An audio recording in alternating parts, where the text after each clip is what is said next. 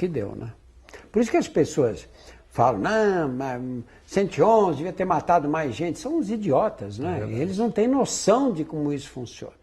E aí, gente, tudo bem? Espero que estejam todos muito bem. Hoje eu tô aqui para falar sobre um livro que se chama Estação Carandiru, escrito pelo Dr. Drauzio Varela. Sim, aquele que aparece na Globo de vez em quando. Em 1989, Drauzio inicia um trabalho voluntário na casa de detenção do Carandiru, com o intuito de conscientizar os internos sobre a AIDS. Nesse livro, ele traz grandes descrições sobre o espaço físico da casa, sobre o funcionamento, que em maioria eram os próprios presos que atuavam, faxinas, correio, comida, jogos de futebol, visitas íntimas, enfermaria e entre outros. Ele diz que não cabe a ele fazer alguma presunção como juiz e que ali era apenas um médico. A casa de detenção era popularmente conhecida como Carandiru e localizada no bairro de mesmo nome. Inaugurada em 1920, na zona norte de São Paulo, a casa era famosa por ser um exemplo no contexto americano de prisão, sendo considerado o maior presídio da América Latina. Na década de 50, chegou a ser considerado o segundo maior presídio do mundo e mais seguro. Os pavilhões 1 e 3 eram da administração. O 2 era o pavilhão do trabalho, cozinha e copas de funcionários e diretoria. O 4 era enfermaria e prisão de doentes e presos com nível universitário. No 5, os ameaçados de morte, estupradores, dividendos, etc. No 6, os estrangeiros. Eles pilotavam avião e por isso eram conhecidos pelos mais ricos na prisão. No 7, presos com bom comportamento. No 8, presos reincidentes. E no 9, os presos de réu primário. O presídio, que tinha capacidade de 3.000 presos, chegou a abrigar 8.000. A casa de detenção contava com uma superlotação e eram constantes as rebeliões, reprimidas com muitas mortes de presos e poucos feridos por parte dos policiais do choque. Durante a ditadura, as relações eram firmes e mantidas com respeito, segundo um preso que Drauzio relata no livro. Mas no pós-ditadura, na redemocratização,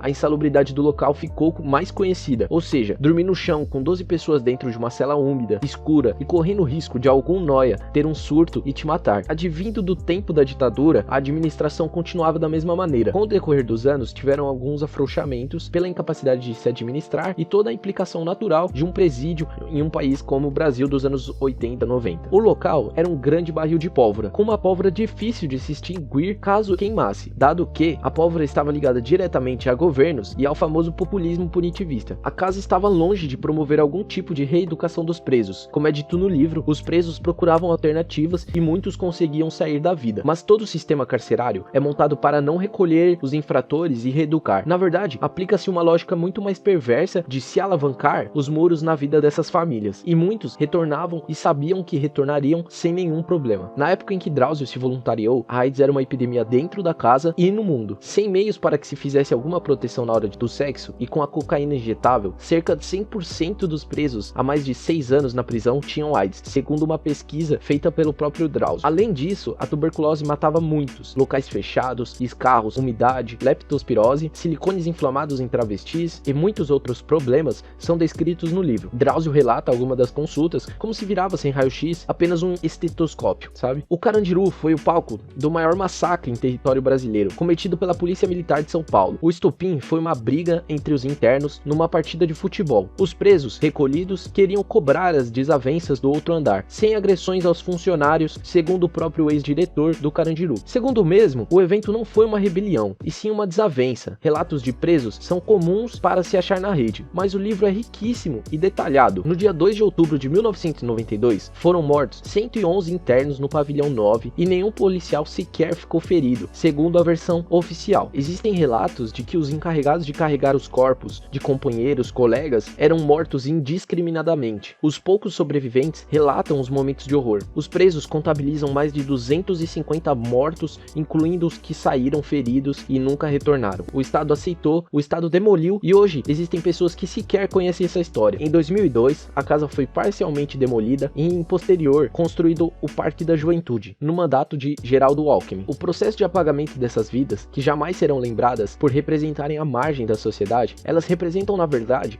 a falha desse sistema, que subtrai todos os dias o proletariado. Dr. Fleury, governador da época, se exime de culpa. Houve sim um massacre, versos internos dizem que os policiais militares entraram atirando, mas Fleury diz que a ordem não partiu dele, jogando sob o comandante Ubiratã, já falecido, toda a culpa do ocorrido. Alguns presos relatam algumas falas dos policiais: a morte chegou para te buscar, evidenciando assim um caráter no mínimo assassino. O choque chegou primeiro, a rota depois e depois o GAT. Existem versões de o porquê o coronel Ubiratã deu a ordem da matança. Dizem que ele foi atingido de alguma maneira e em retaliação deu a ordem. Existem mais pontos de divergência e apagamento. Segundo o perito que estava no local, de imediato não deixaram os peritos entrarem e após a insistência, apenas algumas fotos puderam ser tiradas, já indiciando o crime. Fichas incendiadas pelos policiais, sangue por toda parte nas galerias, sinais de modificação no local, segundo o próprio perito. Em uma reportagem da CNN, eles relatam os horrores do massacre. Presos com balas nas costas, dilacerados por cães, metralhados. Dado que o pavilhão 9 contava com internos de réu primário, ou seja, criminosos primários, em sua maioria de 18 a 30 anos, é pouco provável que eles representassem um grande risco para os policiais que já estavam dentro do pavilhão, armados e com cachorros. Os presos contavam sabidamente com facas e posteriormente dizem que foram encontrados revólveres. Após o massacre, foram os detentos que limparam as celas e os andares cheios de sangue de outros colegas. Outro relato que contém no livro é de que, após o massacre, os restantes mandados para o pátio, sob a ordem da polícia militar, não deveriam fazer com que o sangue respingasse no uniforme destes. E segundo relatos, alguns morreram ao cometer este crime. O Estado burguês exprime as mazelas do capitalismo na população mais pobre e preta.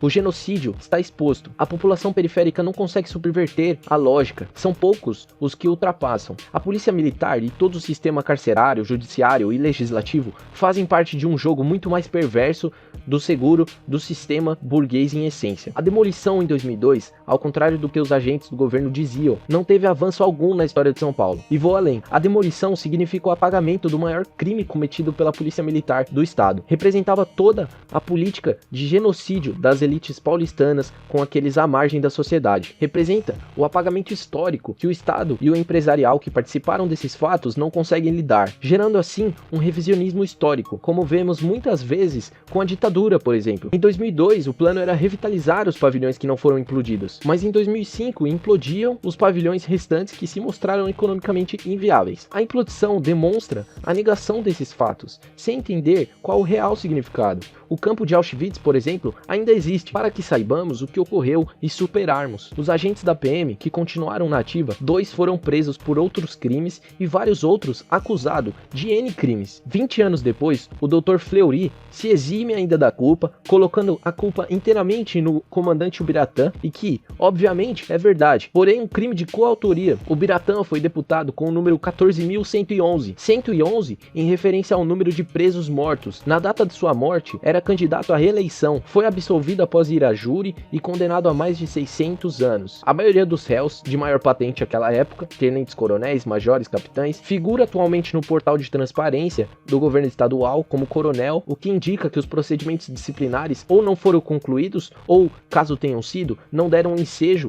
à sanção de expulsão. 2 deles foram recentemente nomeados comandantes da Ronda Ostensiva Tobias de Aguiar, a Rota, pelo governador do estado, Geraldo Alckmin. Poucas famílias foram indenizadas. O processo ainda corre sem nenhuma punição. O encarceramento seletivo da juventude negra do Brasil tem a ver com a violência estrutural que o país se solidifica e se edifica, a manutenção desse exército de reserva no limiar da vida e da morte, como já bem escrito e descrito por Engels e Marx. As aversões da elite foram institucionalizadas, ou seja, compõem o aparelho do Estado. Uma frase que me marcou muito em uma entrevista que eu assisti: a faculdade é o treinamento das classes dominantes, mas o teor dela é muito mais complexo, no sentido que aceitamos as superpopulações carcerárias como se fosse algo normal, como se não fosse uma consequência do capitalismo. Tem um trabalho muito bom que fala sobre essa violência seletiva do judiciário e legislativo, com efeitos práticos de políticas de encarceramento, punitivismo populista e os efeitos na prática das políticas de seletividade.